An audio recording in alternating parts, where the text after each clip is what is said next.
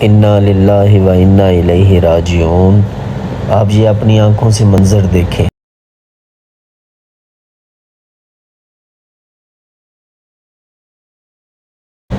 یہ حرم کی زمین ہے اور سامنے کعبۃ اللہ ہے۔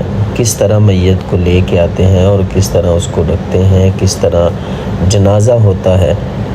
یہ خوش نصیب ہیں لوگ جو حرم کی حدود میں جن کا انتقال ہوا اور اس کے بعد ان کا جنازہ حرم میں ہونے لگا ہے۔ ابھی اس وقت عصر سے قبل میت اور ابھی جنازہ ہوگا، جنازے کے بعد پھر ان کو جنت المعلیٰ میں دفن کیا جائے گا۔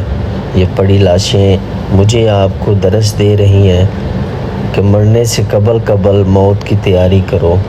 مجھے اور آپ سب کو اللہ یہ توفیق عطا فرمائے کہ ہم مرنے سے قبل موت کی تیاری کریں۔